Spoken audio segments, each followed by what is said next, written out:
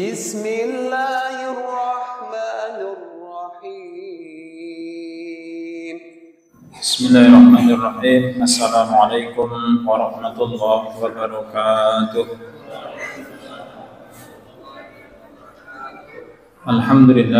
Alhamdulillahi huwallahu ahad, Allahus samad, lam yalid wa lam yulad wa lam yakul lahu kufuwan ahad.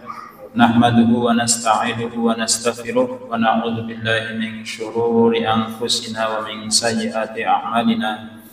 May yahdihillahu fala mudilla lahu wa may yudlil fala hadiya lahu.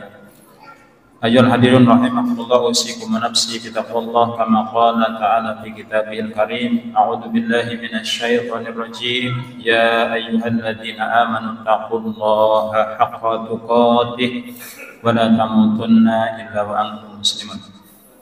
Monggo Bapak dan Ibu dibuka surat Al-A'raf ayat 187 di halaman 174.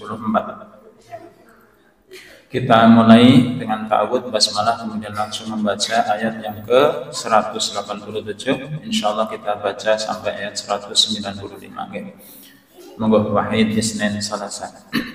A'udzu billahi minasy syaithanir rajim. Bismillahirrahmanirrahim. Yas'alunaka 'anis sa'ati ayyana mursaha.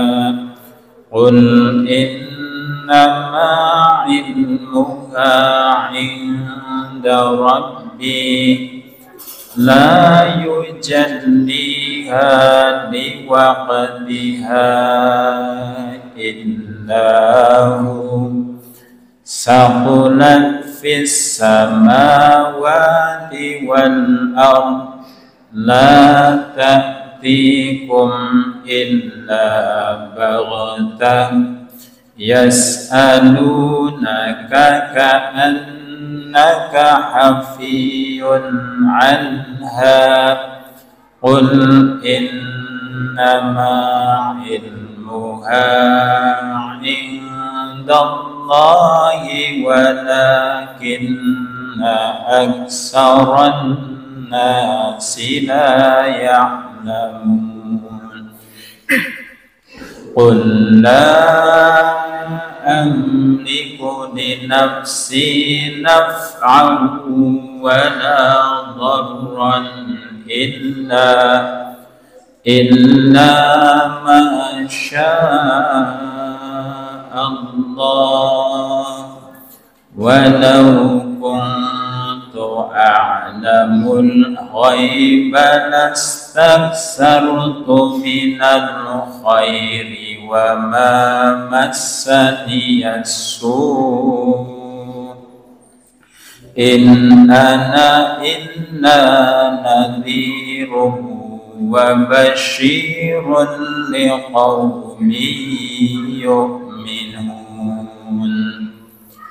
Huwa alladhi khalaqakum min nafsin wahidatin wa ja'ala minha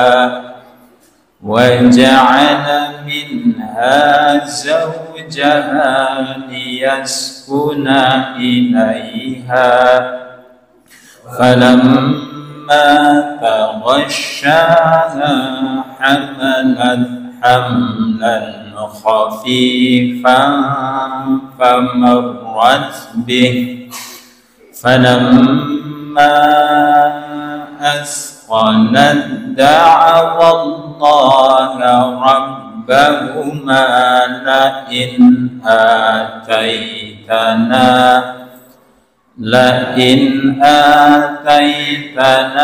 salihan lanakunanna minasy syakirin.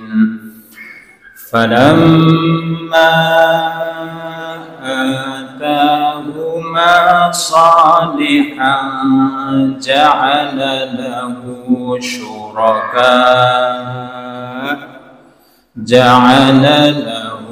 شركاء فيما آتاهما فتعالى الله عما يشركون أيشركون ما لا يخلق شيئا وهم يخلقون ولا يستطيعون لهم نصرا ولا أنفسهم ينصرون وإن تدعوهم إلى الهدى لا يتبعوكم سواء عليكم أدعوتموهم أم أنتم صامتون إن الذين تدعون من دون الله عباد أمثالكم فادعوهم فليستجيبوا لكم إن كنتم صادقين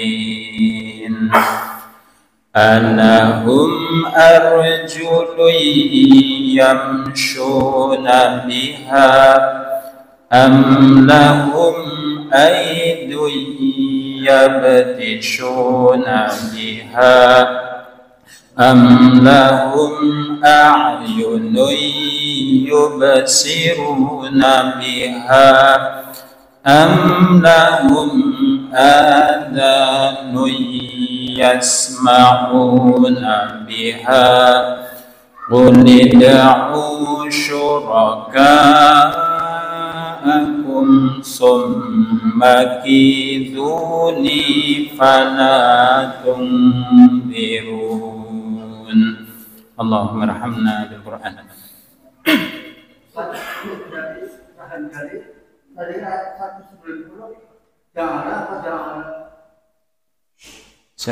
Ayat 190 Ja'ala panjang matobi okay.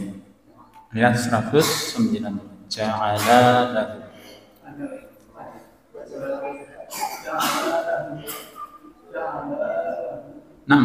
lam alif kan disitu lam alif okay.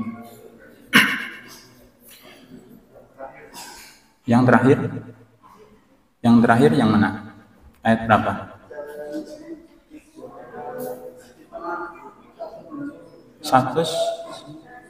Iya. Panjang ini. Ada lam alif. Alif, tambahan alif dalam Al-Quran, dalam kata-kata bahasa Arab sangat penting. Satu huruf, satu harokat itu sangat penting. Tadi yang kadang kita masih ke bawah lagu adalah ketika berhenti pada mad topi'i, mad asli ya. Contohnya di ayat yang terakhir.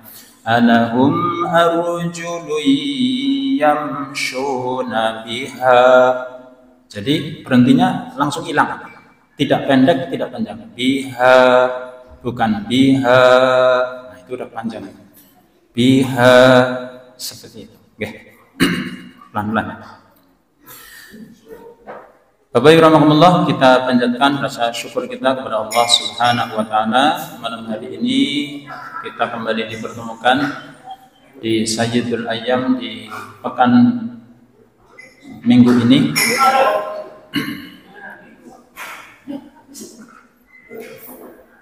Bapak-bapak. Fokus ke sini, nggih. Dan ini masih di bulan Rabiul Awal, okay. Di bulan Rabiul Awal sudah masuk separuh lebih. Mudah-mudahan kita semuanya menjadi hamba-hamba yang mencintai, membersamai, okay. Kemudian bisa mempraktekkan apa yang dibawa oleh Rasulullah Shallallahu Alaihi Wasallam. Dan semoga sholawat dan salam senantiasa terlimpah atas beliau yang setiap sisi kehidupannya kita teladani. Dan malam hari ini Bapak dan Ibu kita akan membahas tentang penyebab siksa kubur. Saya angkat tema ini karena di beberapa pertemuan yang lalu saya bacakan hadis ini dan ada keterangan kami yang kurang tepat. Jadi sekaligus nanti kajian ini untuk ralat. Di Tadabbur surat Al-Lahab bagian yang ketiga. Nanti silakan dibuka YouTube-nya. Jadi di sana ada yang kami sampaikan dan kurang tepat dengan makna hadis yang diinginkan.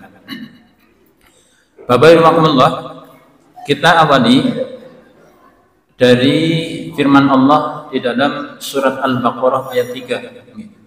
Karena ini kan tema besar, judul besarnya, acara besarnya adalah Serambi Kalam. Serambi Kalam gitu. Enggak tahu, paling pintar cari istilah. Tapi dari kata kalam itu, dari kata kalam, ya kalau disambung dengan kalam Allah, maka ya kajiannya harus berangkat dari dasarnya apa, dari Qur'annya apa dulu gitu ya. Ini menjadi sesuatu yang senantiasa kita hadirkan. Dan malam ini kita berangkat dari surat Al-Baqarah ayat yang ketiga. Surat Al-Baqarah yang ketiga yang kelihatannya semuanya yang hadir hafal ya. Hafal dari ayat 1 sampai 5 ya ayatnya. Ya, itu kan ayat-ayat yang sangat familiar. Atau mau dibaca bersama-sama biar tambah berkah. Nggih. Boleh dibuka. Surat Al-Baqarah ayat 1 sampai 5, betul nggih. Sudah ketemu? Wah, harus ketemu di awal halaman 2 ya. Halaman 2 karena halaman yang pertama adalah surat Al-Fatihah. Monggo kita mulai langsung basmalah. Bismillahirrahmanirrahim. Alif Lam Mim. Dzalikal kitabu la raiba fihi hudan lil muttaqin. Alladzina yu'minuna bil ghaibi wa yuqimunas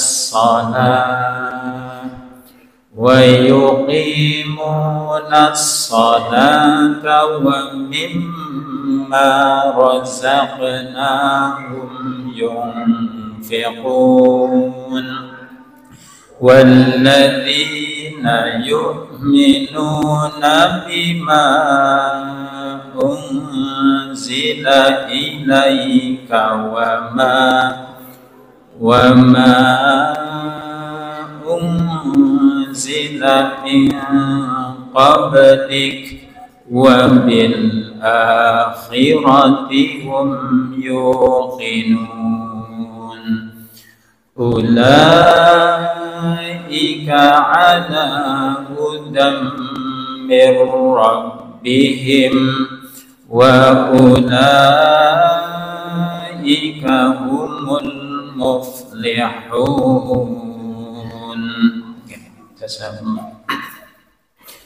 Di ayat yang pertama kita sudah tahu bahwa di surat Al-Baqarah ayat Alif Lam Mim itu adalah ayat mutasyabihat. Kemudian di ayat yang kedua, dzalikal kitabu la raiba fihi, ini adalah kitab la raiba fihi, tidak ada keraguan di dalamnya, hudan lil muttaqin, petunjuk bagi orang-orang yang bertakwa. Di ayat yang ketiga, 4 dan 5, kemudian Allah menerangkan kepada kita semua ciri-ciri orang yang bertakwa. Orang yang bertakwa itu seperti apa? Dan nanti juga akan diterangkan di ayat-ayat yang lain. Ciri-ciri orang yang bertakwa. Yang diterangkan di ayat yang ketiga, Bapak Ibu, alladzina yu'minuna bil ghaibi wa yuqimunas salata wa mimma razaqnahum yunfiqun. Orang yang bertakwa itu adalah orang-orang yang beriman kepada yang ghaib. Wa yuqimunas shalah, dan menegakkan salat. Nah, menegakkan beda dengan melaksanakan. Wa mimma razaqnahum, dan dari apa-apa yang kami rezekikan kepada mereka. Okay. Wa mimma razaqnahum, dan dari apa-apa yang kami rezekikan kepada mereka, yunfiqun, mereka menginfakkannya. Kita insyaallah akan bahas yang pertama, alladzina yu'minuna bil ghaib, orang-orang yang beriman kepada yang ghaib. Apa makna al-ghaib Bapak Ibu? Di tafsir Al-Azhar, Buya Hamka menerangkan kepada kita semua bahwa makna al-ghaib adalah tidak dapat disaksikan oleh panca indera. Tidak dapat disaksikan oleh panca indera, tetapi dapat dirasakan oleh akal. Nun sewu, berarti kentut itu barang gaib apa enggak? Mana pun kentut itu. Bapak-bapak ibu milih kentut yang keras apa kentut yang plepes baunya menyesatkan? Ya. Biasanya kalau ya itu tergantung tanggalnya ya Bun. Kalau tanggal muda baru gajian, bapaknya kentut, terus bundanya bilang, oh bapak, gitu. Karena baru dikasih gaji.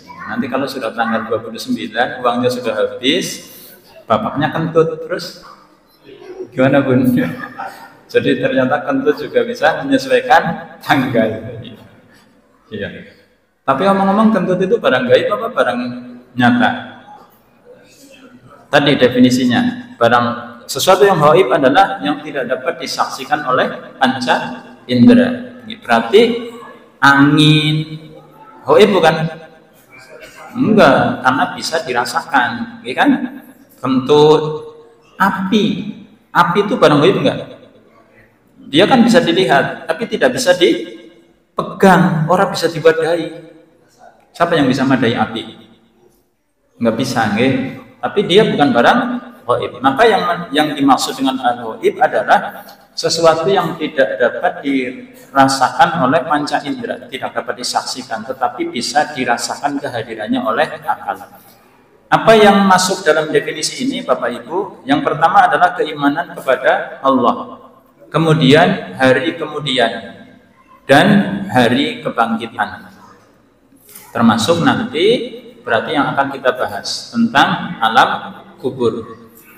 Tapi saya akan ajak Bapak Ibu sebentar, ada makna ghaib dalam konteks pembicaraan atau percakapan di dalam bahasa Arab. Makna ghaib. Jadi kalau misalnya saya bertiga, saya, Ustadz Anang, Ustadz Sakroni, itu kan ada yang berbicara, yang diajak bicara, dan yang dibicarakan. Nah, kalau saya bercakap-cakap dengan Ustadz Anang tapi tidak mempedulikan Ustadz Sakroni, maka dalam konteks percakapan beliau itu ya dalam bahasa Arab itu. Makanya kemudian ada hadis Rasulullah Shallallahu Alaihi Wasallam. Makna ghaib di sini dalam konteks pembicaraan adalah orang yang tidak diajak bicara. Bisa dipahami Bapak Ibu? Ya, jadi Bapak Ibu cerita gulat, anaknya di sampingnya. Orang disengi ngomong, berarti anaknya maksudnya apa? Tidak dianggap kehadirannya. Dan ini dalam hadis Rasulullah kita diingatkan, okay? Kita itu dilarang berbisik-bisik ketika berdua tapi ada orang ketiga. Okay. Ada orang ketiga. Hadisnya sudah pernah dengar?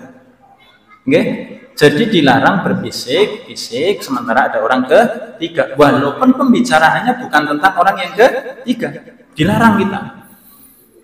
Dan bahkan dulu ketika kuliah, Bapak Ibu, dosen saya menerangkan, termasuk berbisik-bisik itu begini. Jadi berbisik-bisik itu ternyata tidak harus bisik-bisik, Pak. Saya juga kaget. Ini para bunda ya. Jadi misalnya Misalnya saya dengan Pak Supri itu orang Sunda misalnya. Ustaz Anang kan orang Jawa ya. Nah, saya cerita dengan Pak Supri dengan bahasa Sunda. Tujuannya supaya apa? Supaya Ustaz Anang nggak ngerti. Itu termasuk bisik-bisik. Nah, itu dia. Jadi sengaja cerita ya dengan bahasa Arab itu supaya yang ketiga tidak tahu gitu. Itu kan kenceng ya, keras suaranya. Tapi ngujah supaya yang ketiga tidak tahu. Itu ternyata termasuk bisik-bisik. Nah, kan? Jadi Masya Allah ya, betapa Rasulullah itu menyuruh kita untuk menjaga adab kita terhadap sesama muslim. Karena di dalam hadis itu disebutkan khawatir kalau kalian berbisik-bisik nanti menyakiti yang satunya, yang orang yang ketiga. Dan Bapak Ibu rahmatullah, ternyata besok di hari kiamat itu ada orang yang ada tapi dianggap tidak ada. Baper enggak? Ada tapi dianggap tidak ada. Bapak Ibu pernah menyaksikan enggak? Itu ada satu tayangan video salaman gitu ya. Salaman, yang ini disalami, yang ini disalami. Terus yang ini dilewati. Rasanya gimana? Hah? Ya pun, salaman. Kita udah di giliran disalami, tapi dilewati. Rasanya gimana? Iya kan? Dan ternyata besok di hari kiamat ada yang dibegitukan. Ada orang-orang yang tidak dilihat oleh Allah Subhanahu wa Ta'ala. Jadi dia ada tapi dianggap tidak ada. Sebabnya apa? Nggih, di dalam Al-Quran diterangkan. Sebabnya apa? Kenapa dia ada tapi dianggap tidak ada? Bahasa Banyumasih ora dianggap. Ora diwongna. Wong tapi ora diwongna. Naudzubillah min dzalik nggih. Bapak rahmatullah, tentang perkara yang gaib ini ada dua corak manusia. Ada dua corak manusia. Yang pertama adalah orang yang hanya percaya kepada benda yang nyata, tidak mengakui ada sesuatu di balik benda-benda yang nyata ini ada sesuatu gitu. Mungkin bisa jadi dia tidak pernah mengalami atau memang pada dasarnya dia hanya percaya dengan real gitu. Karena pernah ada dialog antara seorang dosen dengan mahasiswanya. Jadi si dosen ini ateis. Saya tidak percaya dengan adanya Tuhan, itu kata si dosen. Kenapa? Karena Tuhan itu tidak bisa dilihat. Si mahasiswanya pinter. Saya juga tidak percaya kalau Pak dosen punya otak. Kenapa kamu nggak percaya punya otak? Karena otak Pak dosen tidak bisa dilihat. Nah, kan? Loh, iya Bapak Ibu, kalau urusannya dilihat dan tidak dilihat, pernah nggak jenengan melihat kuduk jenengan sendiri? Kuduk sini apa? Pernah nggak jenengan lihat? Bukankah di dalam tubuh kita saja ada bagian-bagian yang tidak bisa kita lihat di tubuh kita loh, nggak usah kemana-mana. Okay. Ayo, bentuk kuduknya jenengan gimana? Paling lihatnya kalau pas cukur kan? Iya kan? Dan ada bagian-bagian tubuh kita yang tidak bisa kita lihat dan tidak ingin kita lihat kan? Iya. Nah, orang ini Bapak dan Ibu itu tidak percaya akan barang yang gaib. Makanya mereka tidak percaya Allah, tidak percaya malaikat, tidak percaya hari akhirat. Bagi mereka bungkus koran itu sama saja dengan Al-Quran, nggak ada bedanya. Naudzubillah min dzalik. Tapi ada orang yang kedua yang punya kepercayaan bahwa di balik yang nampak ini ada hal-hal yang gaib. Ada hal yang gaib. Bertambah umur mereka, bertambah pengalaman mereka, kemudian bertambah keimanan mereka. Nih. Makanya pengalaman adalah guru yang paling baik. Bapak-bapak, ibu-ibu, ketika kita masih kecil, kita belum bisa apa-apa. Dirawat oleh ibu kita. Ibu kita itu belajar merawat kita dari siapa?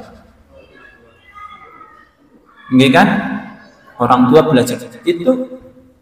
Nanti kalau kita membuka Al-Quran akan semakin menambah keimanan kita karena di sana diceritakan. Nah, Al-Quran itu turun kepada siapa? Rasulullah Shallallahu Alaihi Wasallam. Makanya Kalau kita beriman kepada Rasulullah SAW dengan apa yang beliau bawa, mudah-mudahan iman kita semakin hari semakin bertambah. Karena kita semakin banyak melihat bukti kebenaran apa yang dibawa oleh Rasulullah SAW. Bahkan di dalam satu hadis, Bapak Ibu rahimahumullah, ada sahabat yang bertanya kepada Rasulullah, "Ya Rasulullah, hal min qaumin a'dama ajran minna amanna bika wattaba'naka." Wahai Rasulullah, ini hadisnya cerita dari Abi Jum'ah Al-Ansari. Beliau bertanya kepada Rasulullah SAW, "Ya Rasulullah, hal min qaumin a'dama ajran?" Apakah ada kaum yang nanti pahalanya lebih besar dari kami? Kaum yang pahalanya lebih besar dari kami.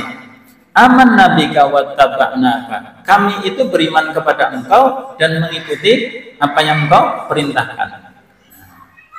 Rasulullah ngendika ngaten Bapak itu, "Ma yamna'ukum min dzalika wa Rasulullahi baina adhurikum ya'tikum bil wahyi minas sama." Apa yang menghalangi kalian untuk beriman kepadaku sementara aku ada di antara kalian? Kalian menyaksikan wahyu turun dari langit.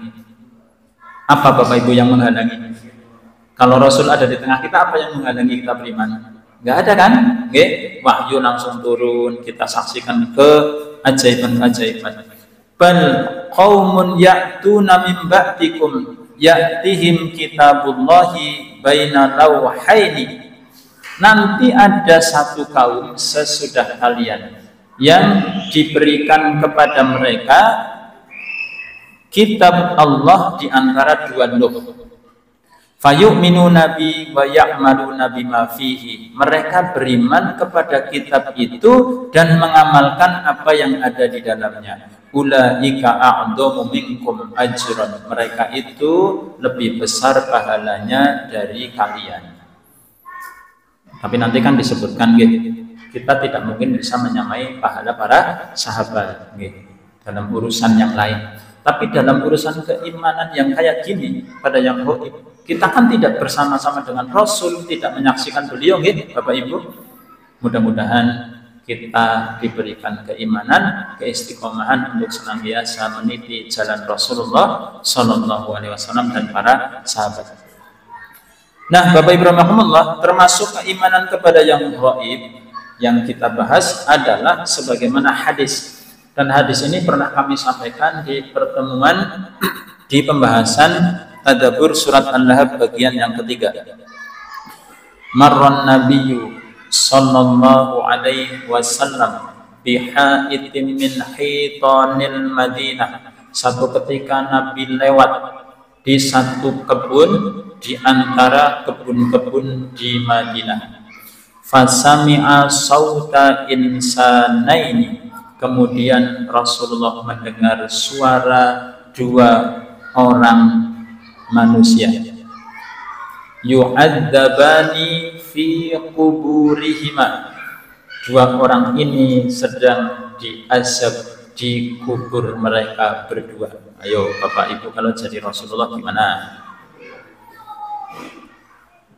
Jalan-jalan, sareannya di mana di sini? Pesareannya mana? Pesareannya sana, ya. Jalan-jalan, terus dengar penghuni kubur lagi disiksa. Jadi ke sana apa balik?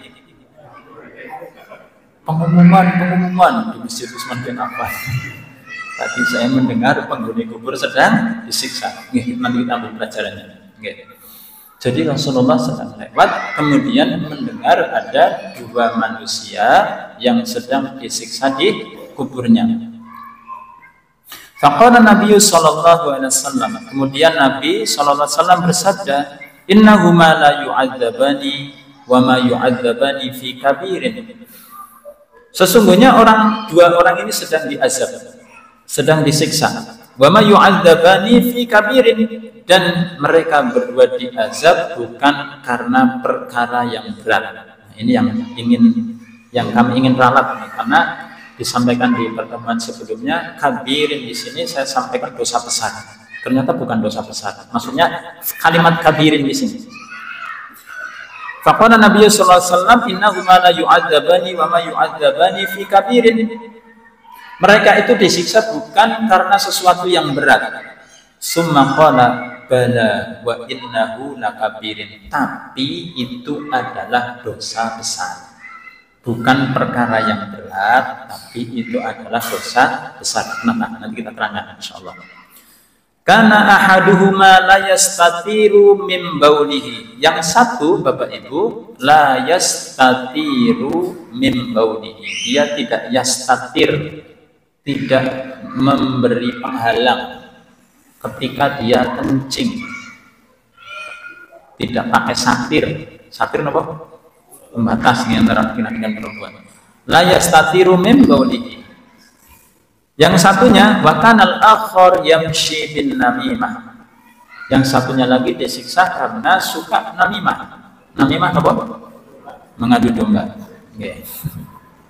Summa da'a bi jaridah.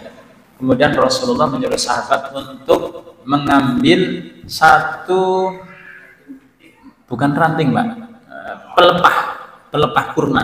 Pelepah kurma, Bapak Ibu ngertos menawi badhe mantenan. Itu tukang dekor kalau ngambil janur itu yang sudah megar apa yang masih begini, ya itu yang diambil yang itu. Jadi pelepah kurma tapi yang belum batang-batangnya belum itu ya. Kemudian dibelah menjadi dua. Faqasarha kisahnya. Lima fa'alta hada ya Rasulullah, lima fa'alta hada ya Rasulullah, untuk apa Anda melakukan ini? Beliau kemudian bersabda, la'allahu an yukhaffafa anhuma ma lam taibasa. Mudah-mudahan Allah meringankan siksa buat mereka sebelum pelepah ini kering. Kira-kira berapa lama itu, Pak? Bu? Belara kelapa itu ditancap kayak keringnya berapa hari? Tapi lumayan ya. Lumayan enteng-enteng gitu ya.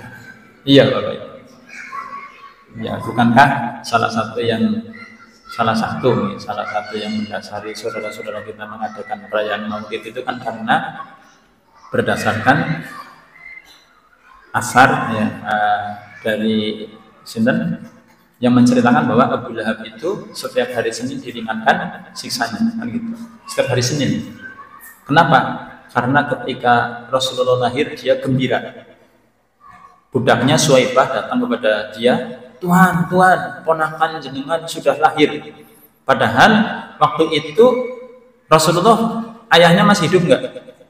Itu jadi senang banget, Pak. Ponakannya yang bapaknya sudah tidak ada lahir. Sampai kemudian si pembawa berita yang namanya Suwaibah itu dimerdekakan. Saking senangnya dengan kelahiran Rasulullah SAW. Itu yang membuat dia kemudian setiap hari Senin diringankan siksanya. Wallahu a'lam bishawab. Nah, Bapak Ibu rahimahumullah, kita masuk ke ibrah hadis. Yang pertama, Bapak Ibu rahimahumullah, ketika kita merenungi kalimat bahwa Rasulullah itu lewat di satu kebun, kemudian beliau fasami'a sauta insanaini yu'adzabani fi quburihima.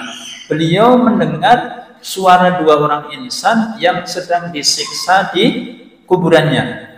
Salah satu ibrah yang bisa kita ambil adalah bahwa ternyata dalam keterbatasan panca indera kita ada rahmat Allah Subhanahu wa ta'ala. Dalam keterbatasan panca indera kita ada rahmat Allah Subhanahu wa ta'ala. Kita jeda adzan dulu. Aku qouli hadza wa astaghfiru innahu huwal ghafurur rahim.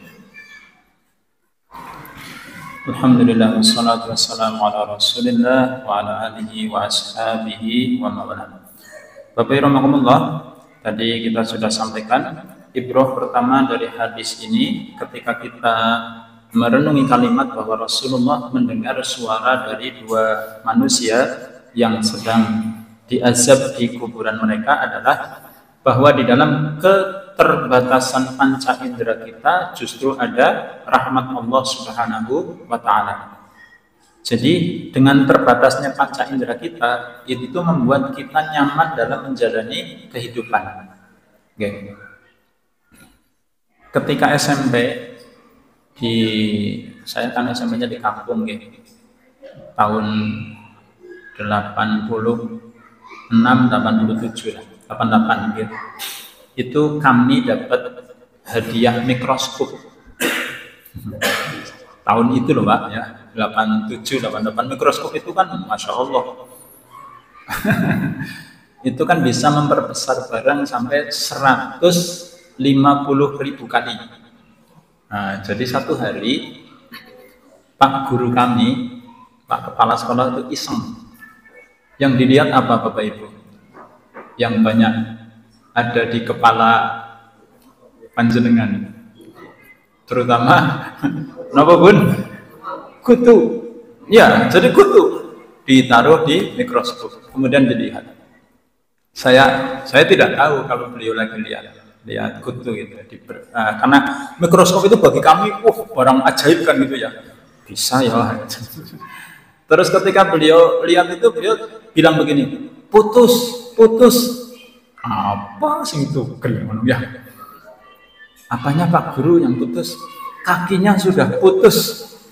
Apanya yang putus? Bu? Kaki si kutu itu sudah putus. Dan di kesempatan lain yang saya membaca artikel di buku tentang kutu. Ya sempat macam tentang kutu barang. Kutu itu Bapak Ibu ternyata kakinya itu kalau panjenengan lihat kecoa nih, kakinya di mana? Ada gigi-gigi tajamnya, kakinya gitu. Iya, ada duri-durinya. Kaki kutu juga kayak gitu. Yang itu berfungsi buat apa? Cocok. Yang makanya kalau diambil susah nggak Bun? Nah itu dia. Jadi bukan karena sesuatu, tapi memang dia kakinya ada geriginya, 6-6-nya, kakinya nggak tahu ada berapa ya. Itu pegangan kencang sama si rambut kan gitu. Nah coba Bapak Ibu, kalau mata kita bisa melihat hewan itu, misalnya tiba-tiba ada pada pasangan kita, seperti yang dalam mikroskop, panjenengan bisa tidur nggak? Ya. Bunda enak. Kebayang nggak? Ya Allah, jejere geremuk. Ya wajahnya cantik, tapi kepalamu ada geremuk-geremuknya. Makanya saya nggak membayangkan itu ya. Ada orang hidup dengan sesuatu di kepalanya gitu ya. Di kepalanya juga ada makhluk hidup. Tapi wallahi Bapak Ibu, Allah memberikan keterbatasan panca indera kepada kita sehingga kita tidak bisa melihat makhluk seperti itu dengan langsung jelas. Harus disenteri dulu pakai HP itu kan. Ya digedein gitu ya Bun. Diseritin kan itu baru lihat. Iya. Mata elang Bapak Ibu. Mata elang itu bisa melihat dari jarak 1.500 meter. 1.500 meter. Jadi dari sini kira-kira ke perempatan gitu. Perempatan Bangjo. Gitu. Jadi makanya elang itu kalau dia mau memburu mangsanya, itu mangsanya udah dikunci. Saya tadinya tidak paham dengan bahasa dikunci, tapi ketika saya baca tentang aerodinamik, ilmu pesawat Bapak Ibu, itu pesawat tempur kalau sudah mengunci sasarannya nggak bisa menghindar itu. Kalau ditembak di rudal itu sudah nggak bisa menghindar, jadi sudah dikunci. Elang juga begitu, jarak 1.500 meter itu bisa melihat mangsanya dengan tepat. Kadal-kadalnya, sikil-sikilnya. Jadi ketika diburu gini Pak, ya sudah. Sana mau lari kemana itu udah kelihatan. Bapak Ibu pengen punya pandangan yang kayak gitu? Hah? Enggak lah. Marilah kita bersyukur dengan apa yang Allah berikan kepada kita. Begitu juga penciuman, pendengaran. Coba panjenengan diberi pendengaran kayak yang diberikan oleh Rasulullah. Bisa tidur enggak? Ya Allah. Makanya Rasulullah di hadis yang lain memberitahu kepada kita bahwa sesungguhnya ahli kubur yang disiksa itu mereka menjerit atas siksaan yang mereka terima, yang suaranya bisa didengar oleh makhluk selain jin dan manusia. Makhluk selain jin dan manusia. Berarti ayam bisa dengar nggak? Ya, Oke. Makanya yang kemarin itu bisa bicara dengan binatang itu ya. Itu jangan ngeri-ngeri sedap itu. Jangan-jangan dia juga bisa mendengar orang yang lagi disiksa nggak nyenyak tidur, harusnya itu loh Pak Bu. Iya. Oke. Makanya Rasulullah itu kan bebannya berat, melebihi beratnya beban dari kita semua, karena beliau mendengar apa yang tidak kita dengar, melihat apa yang tidak kita lihat, merasakan apa yang tidak kita rasakan. Bahkan sakitnya beliau, Bapak Ibu, sakitnya beliau itu 2 kali sakitnya manusia biasa. Masya Allah. Salawat untuk Rasulullah. Allahumma salli ala Muhammad. Itu dulu Bapak Ibu yang bisa kita bahas pada kesempatan malam hari ini. Insya Allah kita lanjutkan di pertemuan berikutnya. Mudah-mudahan di awal kita sudah tahu betapa ada banyak perkara gaib yang perlu kita imani, termasuk salah satunya adalah perkara siksa kubur. Aku lupa lihat wa astaghfiruh innahu huwal ghafurur rahim. Kurang lebih mohon maaf. Wassalamualaikum warahmatullahi wabarakatuh.